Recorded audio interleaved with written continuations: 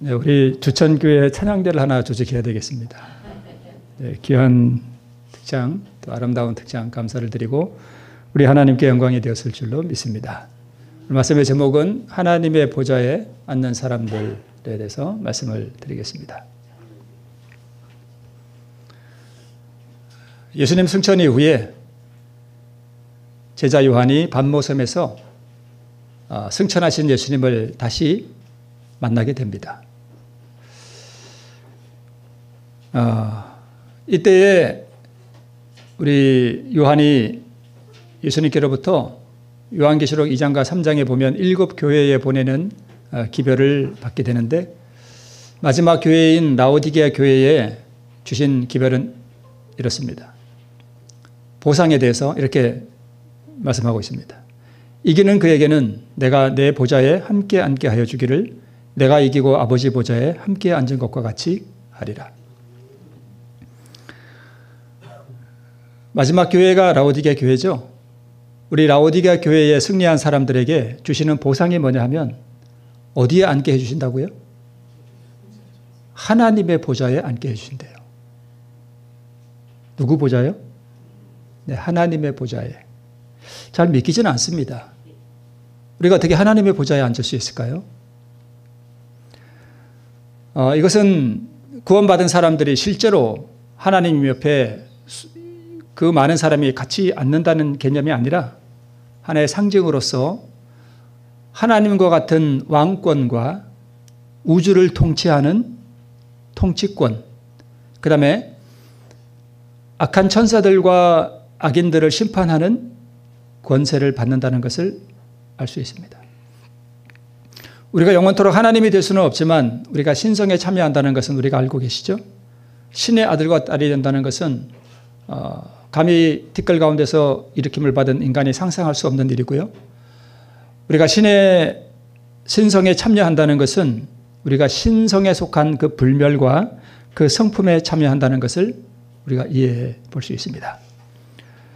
고린도전서 2장 9절에는 기록된 바 하나님이 자기를 사랑하는 자들을 위하여 예비하신 모든 것은 눈으로 보지도 못했고 귀로도 듣지도 못했고 마음으로도 생각지도 못하였다 함과 같다 이렇게 기록하고 있습니다. 여러분 우리 마음속으로 하늘나라가 어떨까 한번 상상해 보세요. 내가 생각할 수 있는 것 최대한보다 더 아름답게 한번 상상해 보십시오. 하늘나라는 그것과는 차원이 다릅니다.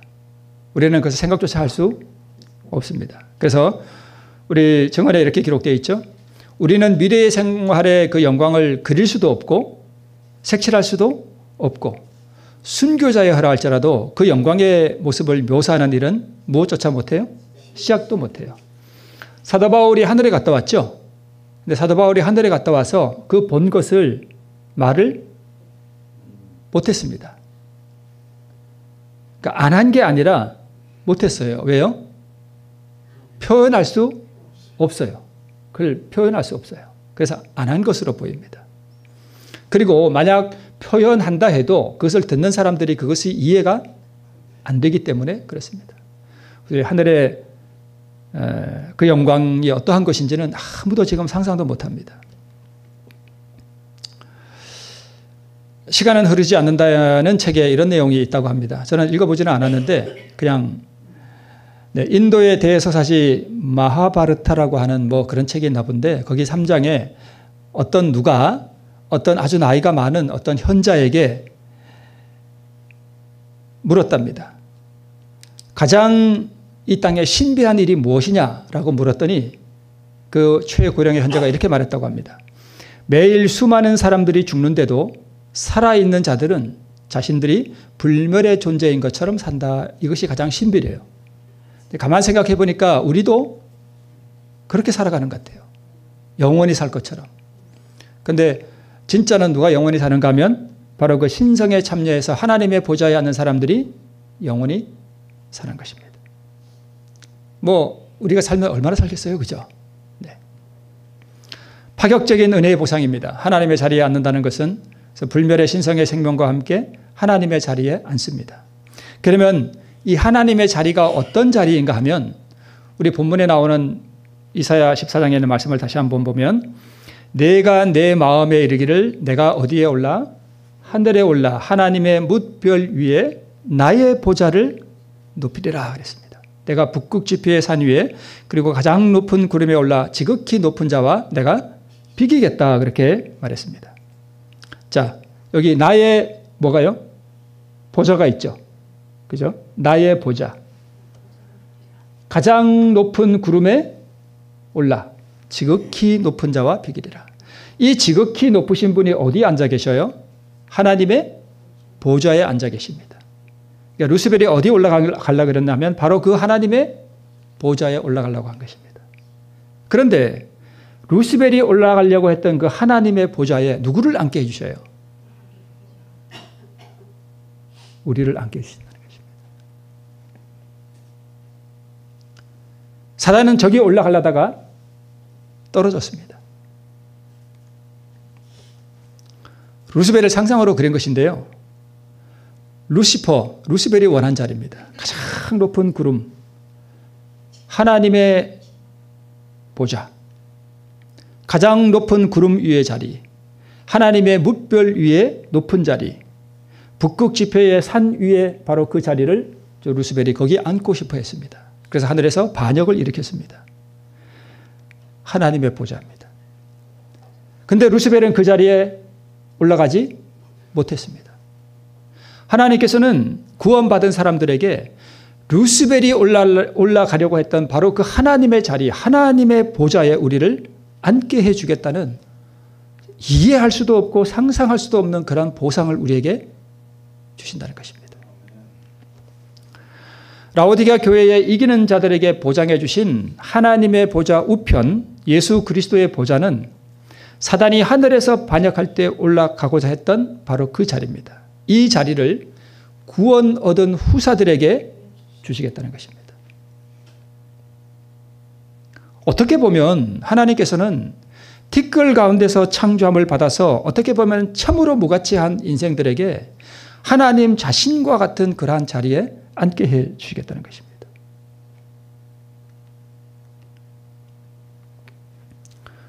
예수님이 재림하시면 악인들은 죽고 의인들은 불멸의 몸을 입고 하늘에 올라갑니다. 정언의 말씀에 보면 살아있는 사람들이 이 상태에서 이 썩을 몸에서 불멸의 몸을 입을 때는 약간의 고통이 있다 이렇게 표현되어 있습니다. 그런데 우리가 견딜 만한 고통이다 이렇게 되어 있어요. 그 고통의 잠깐의 고통의 과정을 거쳐서 우리가 불멸의 몸을 입은 다음에 하늘에 올라가게 됩니다. 그리고 이 땅에는 무엇이 시작되는가 하면 천년기가 시작됩니다.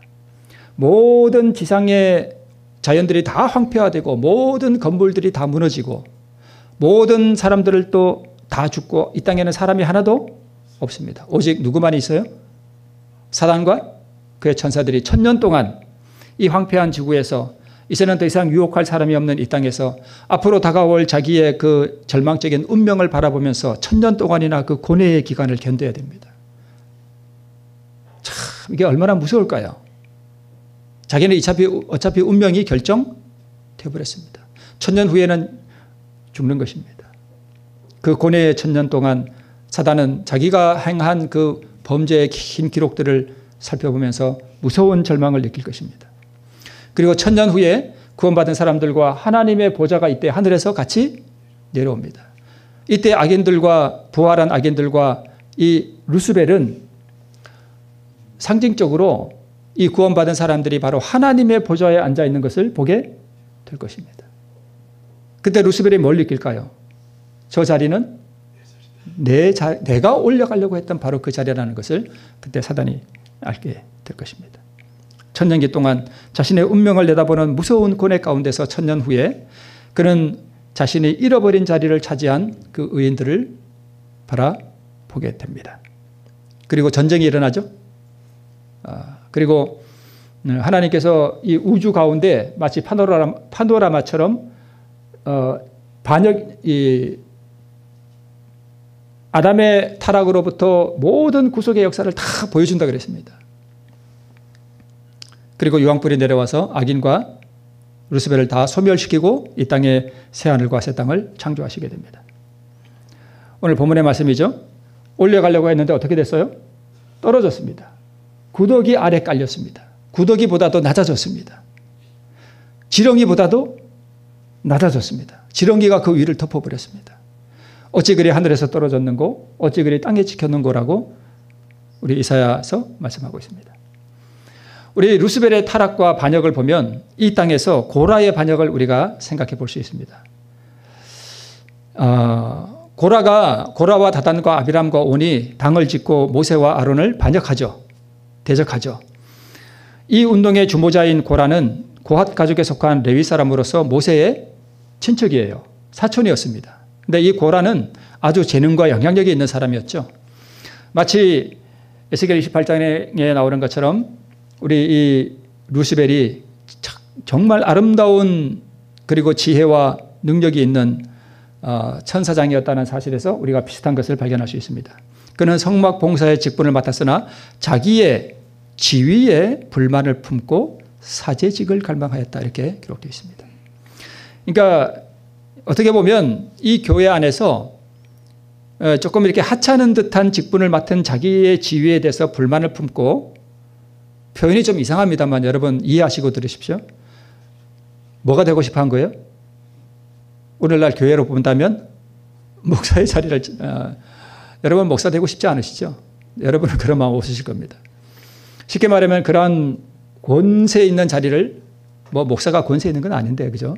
네, 같은 그런 자리를 차지하고자 했습니다. 우리 부조와 선지자에 보면 고라의 반역은 사단이 하늘에서 일으킨 반역의 무슨 판이었대요? 축소판이었대요. 그러니까 똑같습니다. 루스벨로 하여금 하나님의 정부에 대하여 불평하게 하고 하늘에 확립되어 있는 질서를 전복하려고 기독해 한 것은 그의 교만과 야망이었다. 타락한 이후에 루스벨은 사람들의 마음속에 자기와 같은 시기와 불만의 정신과 지위와 명예에 대한 야망을 불어넣는 것을 그의 목적으로 삼아 왔다. 우리 많은 분들은 뭐 수석 장로 하는 거에 그렇게 별로 관심 없죠. 근데 간혹 어떤 분들은 수석 장로가 안 되면, 죄송합니다 수석 장로님, 뭐 대부분은 그런 거 안 하고 싶어 하셔요. 네. 근데 간혹 그런 분들이 있어요. 그게 무슨 지위인 줄 알고 그러는 분이 있는데,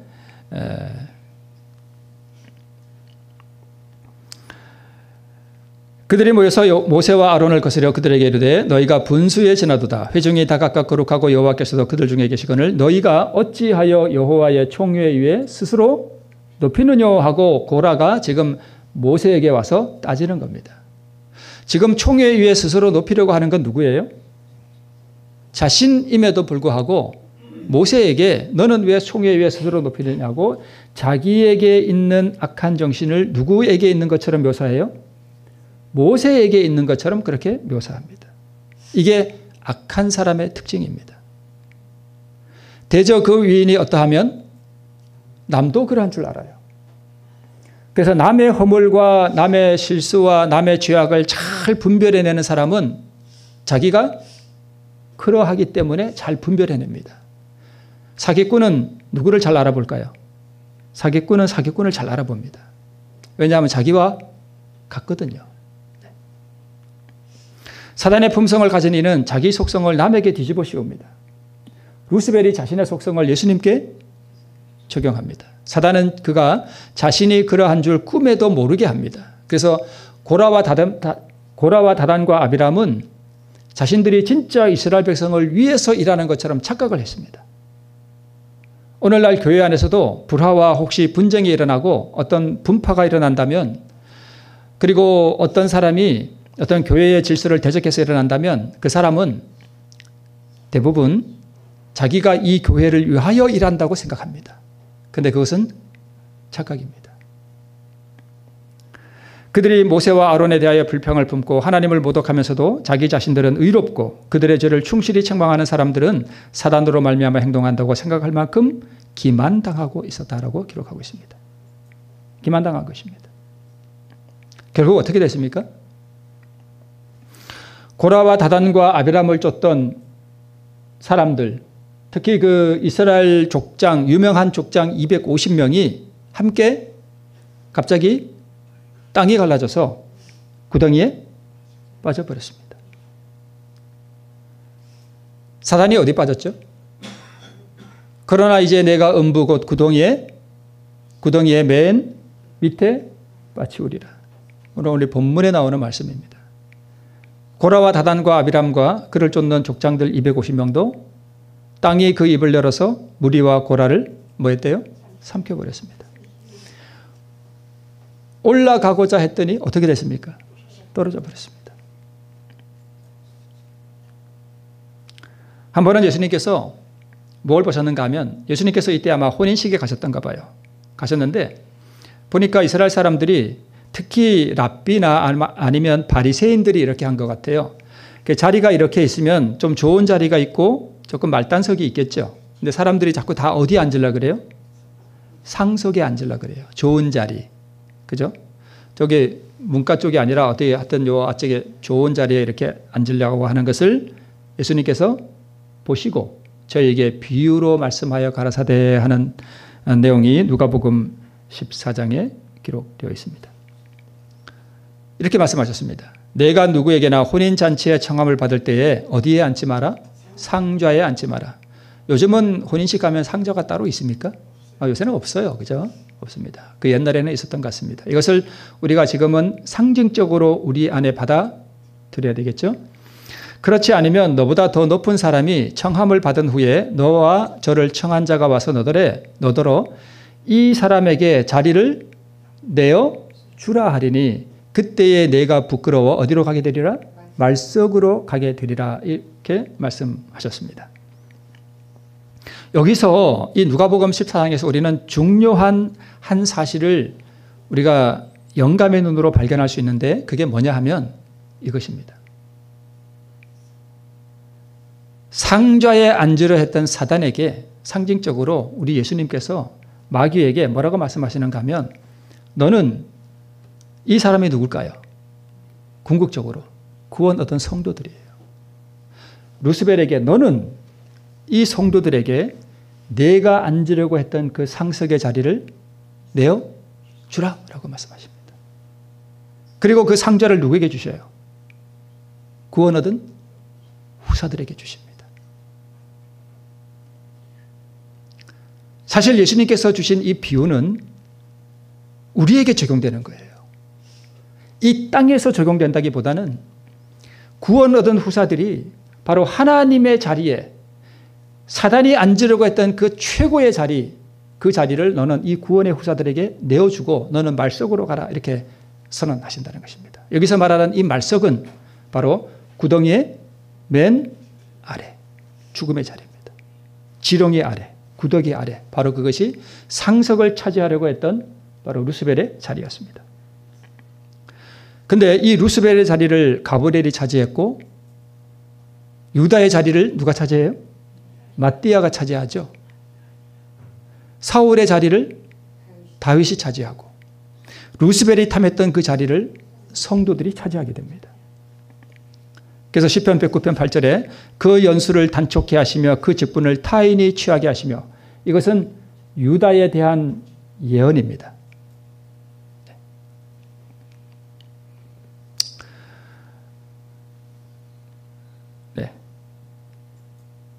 신앙이란 자기 영광을 티끌 속에 버리는 것을 훈련하는 것입니다. 왜 이 훈련을 해야 되냐면 가장 높은 구름에 올라 지극히 높은 자와 비기리라 했던 그 사단의 정신이 오늘 어디에 있어요? 내 마음에 있단 말이에요. 그래서 오늘날 모든 조직 가운데서도 특별히 교회 안에서도 불화와 분쟁이 있는 것은 바로 그 때문에 그렇습니다. 오늘 이번 그 제2기 교과가 대쟁투인데요. 이 대쟁투는 사실상 어디에서 일어나는 것인가 하면 우리 마음에서 일어나는 거예요. 그래서 오늘 우리는 이 자기 영광을 티끌 속에 버리는 것을 우리는 훈련하는 그것을 우리는 신앙이라고 말할 수 있습니다. 사람에게서 인정과 칭찬과 명예를 얻고자 함을 생각하지 않기로 훈련하는 것. 이것이 사실은 신앙입니다. 신앙에서 이것을 배우지 아니하면 모든 것이 다 허무한 것입니다. 우리가 아무리 성경 지식이 많고 우리가 2300주야가 어떻고 다니엘이 어떻고 하는 것도 참 그것이 중요한 지식이고 우리가 꼭 알아야 할 지식이지만 이것이 거기에 첨부되지 않으면 그것 자체로는 아무 가치가 없습니다. 자신을 내버려 두면 평화가 옵니다. 내가 이 교회에서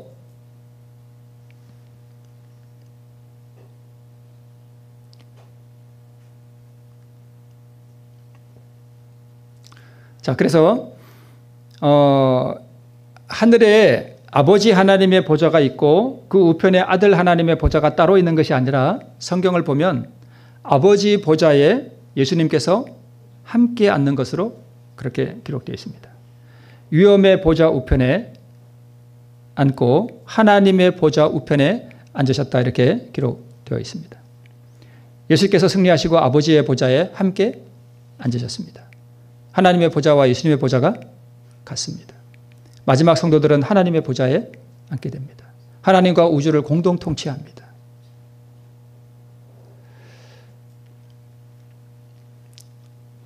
이 구원받은 사람들이요,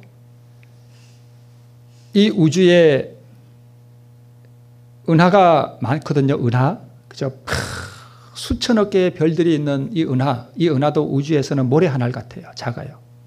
근데 이 모래 하나를 빛의 속도로 지나는데 10만 년이 걸려요. 하늘에 떠 있는 근데 이 은하들이 모인 또 은하단, 또 그 은하단들이 모인 초은하단, 거대하고 상상조차 우리가 할 수 없는 그 거대한 이 은하들의 무리를 우주에서는 어떤 한 마을로 본다면 이 구원 얻은 후사들이 그 마을을 담당해서 제사장의 역할을 해요. 통치한다는 말씀입니다. 하나님의 사랑과 구속의 그 은혜를 증거하는 그러한 일들을 하게 될 것으로 보입니다. 그래서 영원토록 구속의 신비와 사랑을 증거하는 그러한 제사장의 역할을 하게 됩니다. 한 번은 예수님께서 이렇게 한 번은 야고보와 요한은 형제거든요. 제자 야고보와 요한은 형제인데 이 야고보와 요한의 어머니가 예수님께 와서 이렇게 부탁을 합니다.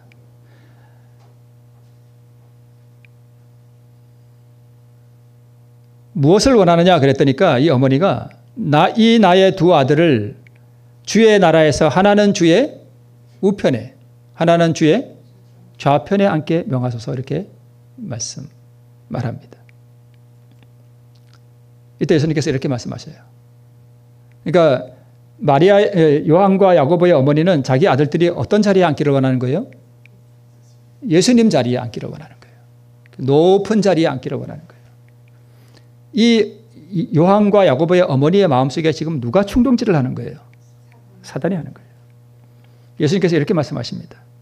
너희 구하는 것을 너희가 알지 못하는도다. 나의 마시려는 잔을 너희가 마실 수 있느냐 그랬더니까 아마 야고보와 요한이 말했던 것 같아요. 할 수 있다라고 말했습니다. 예수님께서 마시는 잔이 무슨 잔인지 잘 몰랐던 것 같습니다. 가라사대 너희가 과연 내 잔을 마시려니와 내 좌우편에 앉는 것은 나의 줄 것이 아니라 내 아버지께서 누구를 위하여 예비하셨든지 그들이 얻을 것이다 라고 말씀하셨습니다. 그러면 우리가 하나님의 보좌에 앉게 되는 것은 그냥 앉는 것이 아니라 우리가 한 잔을 마셔야 됩니다. 무슨 잔인가 하면 예수님께서 마신 그 잔을 나도 마시는 이가 하나님 좌우편에 앉게 됩니다. 예수님께서 그렇게 말씀하셨거든요. 그럼 그리스도의 잔은 무엇인가 하면 마태복음 20장에 이렇게 기록하고 있습니다. 예수께서 제자들을 불러다가 가라사대 이방인의 집권자들이 저희를 임의로 주관하고 그 대인들이 저희에게 권세를 부리는 줄을 너희가 알거니와. 세상 나라는 다 그렇지 않습니까? 그죠? 다 그렇죠. 자, 그런데 이어서 이렇게 말씀합니다. 너희 중에는 그렇지 아니하니 너희 중에 누구든지 크고자 하는 자는 너희를 섬기는 자가 되고 너희 중에 누구든지 으뜸이 되고자 하는 자는 너희 종이 되어야 하리라. 인자가 온 것은 섬김을 받으려 함이 아니라 도리어 섬기려 하고 자기 목숨을 많은 사람의 대속물로 주려 함이니라. 자, 그리스도의 잔이 뭐냐 하면 세 가지입니다. 섬기는 것과 종이 되는 것과 자기를 희생시키는 것입니다. 이것이 예수님의 잔이에요. 그럼 우리가 하나님의 보좌에 앉는 사람은 누군가 하면 섬기는 자가 되고 또요 종이 되고 자기를 희생하는 것입니다. 사도행전 4장 32절에 보면 아까는 요한과 야고보가 어디 자리에 앉기를 원했어요? 하나님의 나라, 하나님의 보좌 좌우편에 앉기를 원했습니다. 자, 그런데 예수님이 십자가에 돌아가시고 승천하시고 난 다음에 이 제자들이 다 모였습니다. 마가의 다락방에. 그런데 그때 이렇게 기록하고 있습니다. 믿는 무리가 무슨 마음이 되었대요? 한 마음과 또요? 한 뜻이 되어 모든 물건을 서로 통용하고 네 거 내 거 없어. 그냥 다 같이 쓰는 거예요. 그리고 자기 재물을 조금이라도 제 것이라 하는 이가 하나도 없었다라고 기록하고 있습니다. 요한과 야고보가 예수님 하나님 나라가 임할 때 예수님 자리 좌우편에 앉기를 원했을 때 이 얘기를 열 제자가 다 들었거든요. 이 열 제자가 어떻게 했어요? 화가 났습니다. 지 따구들이 뭔데 그럼 우리는 뭐야? 이런 식으로 이제 화가 난 것입니다. 근데 지금 와서 보니까 열 제자들이 그런 마음이 있어요? 없어요? 없어요. 다 없어졌습니다. 요한과 야고보도 그런 마음이 없습니다. 한 마음과 한 뜻이 되었습니다. 제가 이제 언제 그런 말씀 한번 드렸는데요. 믿음으로 말미암는 이 의는 창세기 1장부터 시작됩니다. 무엇이 믿음으로 말미암는 의냐 하면 하나님의 말씀이 내 삶과 내 마음 속에서 그대로 되는 것. 그것이 믿음으로 말미암는 의입니다. 창세기 그렇게 계속 나오죠. 하나님이 가라사대 하니까 그대로 되니라. 하나님이 가라사대 뭐뭐 하라 하니까 그대로 되니라. 그러면 내 원수를 사랑하라. 하나님이 가라사대 내 원수를 사랑하라 그랬는데 우리는 돼요, 안 돼요? 안 돼요. 그러면 예수님이 이루신 그 의를 받으면 우리도 그렇게 됩니다. 이게 믿음으로 말미암는 의입니다. 가라사대 너희가 믿으면 그렇게 되리라. 자, 믿는 무리가 한 마음과 한 뜻이 어떻게 됐대요? 되었대요.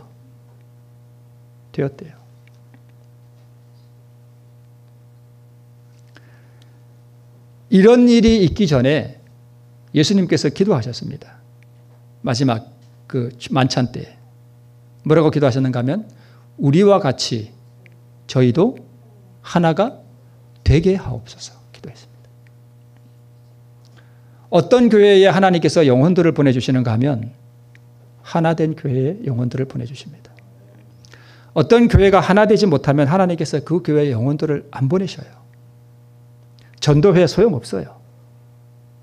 하나 되어야 됩니다. 싸우는 교회에 어떻게 하나님께서 거기에 영혼을 보내주실 수 있어요?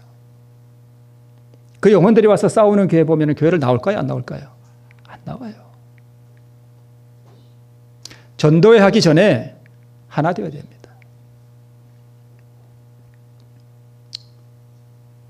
한 마음과 한 뜻이 되어 이것이 하나님께서 가장 원하는 것입니다. 가족들이 하나 되고 사랑으로 하나 되고 교회가 사랑으로 하나 되고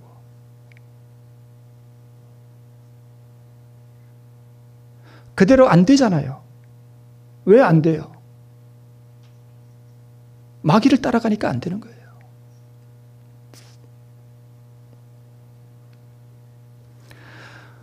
사도행전 37쪽에 이렇게 기록하고 있습니다. 불화와 최상권을 잡으려는 모든 욕망을 뭐 했대요? 버리고 불화를 버리고 가장 높은 자리에 오르려는 그 욕망도 다 버리고 그들은 그리스도인 교제를 통하여 모두 친밀해졌다. 하나 됐다는 것입니다. 이렇게 됐을 때에 내진비 성령이 내리고 교회가 폭발적으로 부흥합니다. 이게 안 되면 교회 부흥은 그냥 꿈을 접으셔야 됩니다.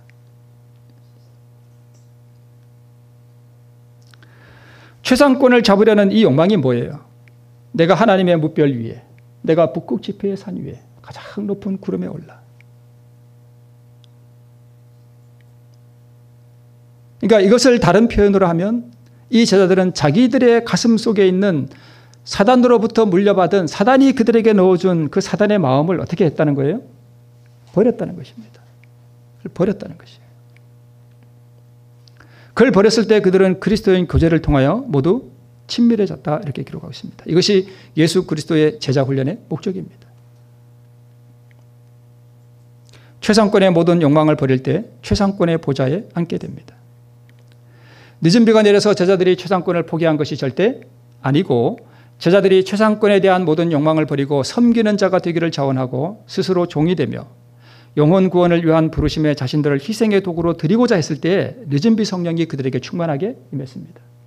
그들에게 개인적으로는 늦은 비예요. 역사적으로는 이른 비였습니다. 마지막 시대 우리도 똑같아요. 늦은 비가 어떻게 내리느냐? 우리가 이러한 불화와 최상권을 잡으려는 모든 욕망을 포기하고 우리가 네 거 내 거 없이 우리가 다 한 마음과 한 뜻이 될 때에 이 교회에 성령이 내립니다. 모두 친밀해졌습니다. 하늘에서 성도가 될 사람들은 먼저 지상에서 성도가 되어야 합니다. 이는 우리가 이 지구를 떠날 때 우리의 품성을 가지고 갈 것이며 이는 단지 그리스도의 의를 통하여 우리에게 나누어진 하늘의 요소들 중 어떤 것을 가지고 가는 것이 될 것이기 때문이다. 그러니까 어제 말씀드렸듯이 이게 하늘에 쌓는 보화입니다. 이게 보물이에요. 그래서 우리가 예수 그리스도의 마신 잔에 동참할 때, 즉 섬기는 자가 되고 나를 드러내지 아니하고 나는 죽고 하나님의 보좌 그렇게 할 때에 그래서 예수 그리스도의 마신 잔에 동참할 때 하나님의 보좌 좌우편에 앉게 된다는 것을 말씀하고 있는 것입니다. 왼편에 있는 분은 1883년에 태어나서 1950년에 돌아가신 북한에 있었죠. 오산학교의 교사이면서 교장이셨고 정치가였고 언론인이었던 조만식 장로님입니다. 물론 개신교회 장로님이시죠. 그리고 오른쪽에 있는 분은 주기철 목사님이신데 1897년에 태어나셔서 해방 바로 전해 1944년에 돌아가시고 신사참배를 거부해서 옥중에서 옥사하신 우리 독립운동가이십니다. 이름은 다 한번 들어보셨죠. 네. 그리고 왼쪽에 있는 조만식 장로님은 오른쪽에 있는 주기철 목사님의 스승이에요. 그러니까 주기철 목사님이 제자입니다. 이 조만식 장로님의 평양의 산정현 교회라고 그 교회를 시무하고 계셨는데 조만식 장로님이 하루는 저기 마산에 있는 문창교회를 방문을 하셨습니다. 문창교회는 이 조만식 장로님의 제자인 주기철 목사님께서 거기 시무하고 계셨습니다. 이제 조만식 장로님이 마산에 있는 문창교회를 가셔서 주기철 목사님 제자한테 주기철 목사님 우리 평양에 오셔서 우리 산정현 교회를 좀 담임해 주시죠 하고 이제 부탁하러 간 거예요. 갔을 때 이제 아마 이 장로님이 스승인데 제자 앞에서 이렇게 무릎을 꿇고 있었던 것 같아요. 장로님 편히 앉으십시오. 그랬더니 이 스승이 말하기를 당치도 않은 말씀입니다. 전에는 목사님이 학생이셨고 제가 교장이었습니다.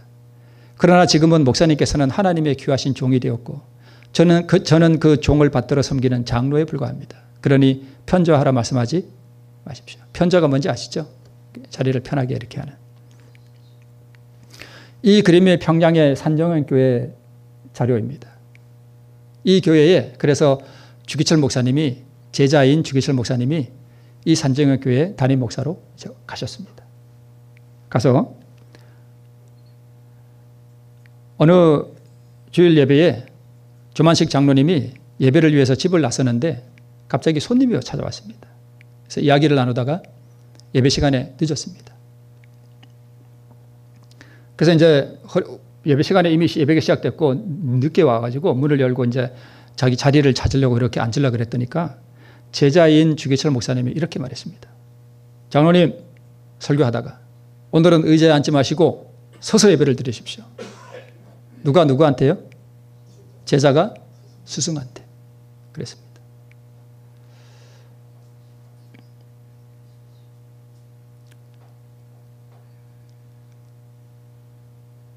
만약 조만식 장로님이 은혜로 변화된 분이 아니라면 어떻게 될까요? 제자를 저기 마산까지 가서 초빙해서 지금 세워놨는데 자기가 예배 시간이 좀 늦었다고 자리에 앉지도 말아요. 서서 예배를 드리라는 겁니다. 저놈이 저게 엉덩이에 뿔이 났구먼.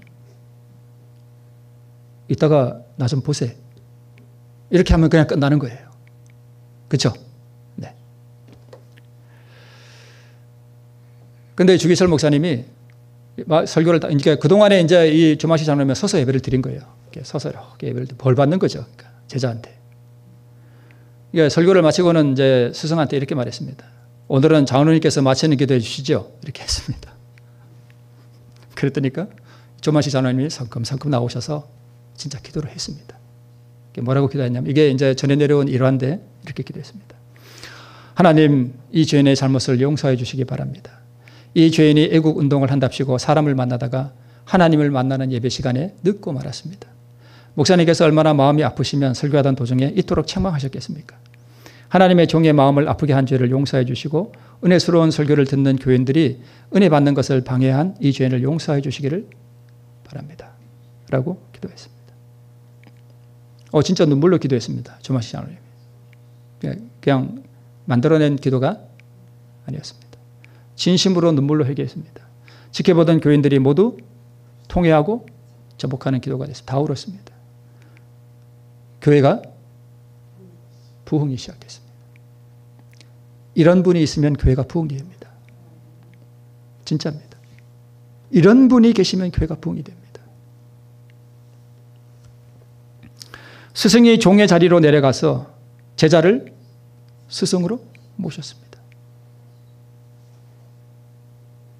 누가 하나님의 보좌에 앉게 되는가? 자기를 가장 낮은 자리로 내려가는 사람이에요. 자기가 가르친 제자가 자기를 그렇게 무안을 주고 책망을 줌에도 불구하고 그것을 하나님의 음성으로 달게 받을 수 있는 인격을 가진 장로님이 그렇게 하셨습니다. 자신의 명예와 영광을 티끌에 버린 사람의 순종의 모습입니다. 민족의 스승이자 겸손한 성도로서 조만식 장로님 그러면 지금도 모든 사람들에게서 뭘 받아요? 존경을 받습니다. 누가 존경을 받느냐? 그렇게 자기를 낮추는 사람이 존경을 받습니다. 만약 그때 장로님이 나 좀 보세 이렇게 했다면 그 장로님이 존경을 받을 수 있을까요? 못 받습니다. 자네 나 좀 보세. 하나님의 보좌에 앉을 사람은 종으로서 섬기고 자신을 희생하는 사람, 그리스도의 잔에 동참하는 바로 이런 분이 하나님의 보좌에 앉게 되는 것입니다. 조마시 장로님이 어떤 분인지 우리는 잘 모르지만 그가 하늘에 갈지 우리는 판단할 수 없지만 이런 분이 만약에 하늘에 간다면 어디에 앉을까요? 하나님의 보좌에 앉지 않겠습니까? 사단은 이렇게 말했습니다. 내가 하늘에 올라 하나님의 뭇별 위에 나의 보좌를 높이리라. 내가 북극 지폐의 산 위에 좌정하리라. 가장 높은 구름에 올라 지극히 높은 자와 비기리라. 올라 가장 높은. 그런데 왼쪽에 있는 그림을 보니까 우리 예수님은 가장 낮은 곳에 내려오셔서 종의 종이 되셔서 발을 씻기셨습니다. 누구의 발을 제일 먼저 씻기셨는가 하면 곧 자기를 팔 유다의 발을 제일 먼저 씻기셨습니다. 주께서 이 땅에 종의 종으로 오셔서 자기 몸을 우리에게 주셨으니 우리도 낮은 곳에서 나를 버리고 다른 일을 섬기며 타인의 종이 되며 타인을 위해 자신을 희생하는 그리스도의 잔에 참여함으로 하나님의 보좌에 앉게 되는 우리 모두 성도가 되시기를 바라면서 말씀을 마치겠습니다.